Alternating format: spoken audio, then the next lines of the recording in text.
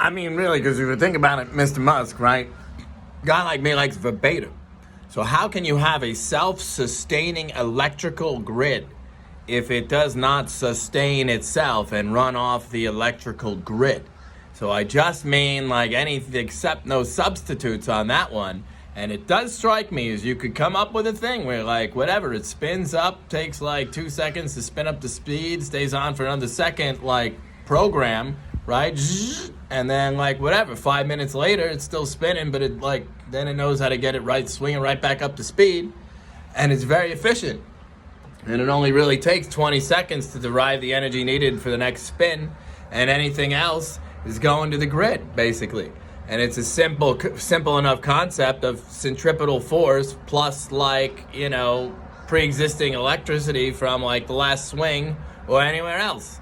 In a pinch, you could use battery packs, right? You can like charge battery packs from like the grid, like whatever it is to dilute and get us more electricity, pure and simple, that runs like, don't forget about power plants next time you do the electrical grid a little bit. Because from there, think about it, if we could crack that, it seems more efficient of a way to like charge things and get it on the grid than necessarily even solar, something simple enough. And then really, let's get some electric trains going again, right? Let's get all those electric cars in the world. And then really the only reason you'd need cars is for a long distance trip, when you rent for a long distance trip in lieu of a plane flight, or like truckers. But then even then you can redo, like you could have fun with it.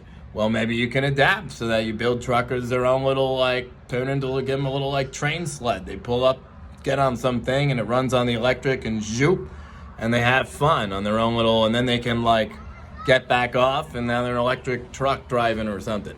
I don't know. You can figure out all kinds of ways in the future to do things, but if you cannot figure out how to get your own electric grid to be, no, we're fine, everybody always has enough power because we do it this way. Because then as one power plant goes offline, you can replace it with an electric power plant that produces the same amount of like watts and yield or whatever, but it does it that way. Off the grid. It starts by like using the grid and like storage, you know, X amount of it goes to like running itself, and the rest just goes to the grid. And that's what it does. And it's very simple, and it is completely carbon free because it is diluting your carbon footprint by definition, but it is yielding more electricity than you started with. So in terms of the grid. So hey, there's ways to do it cheaply enough, I bet. And that's really like, they wouldn't want that because now you're talking self-sustaining.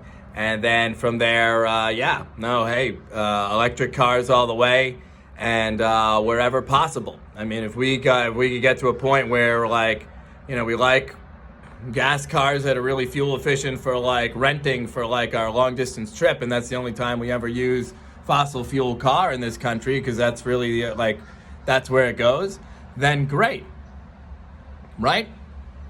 I am all for that, and that's one step, and you can walk and chew gum and all the stuff. I don't know, there's a number of ways to help go green quick, but that's going to be probably one of the biggest ones, is if someone could just figure out how to do that with the, you know, a little shot of electricity plus centripetal force, like a way of making more electricity and having an electric power plant.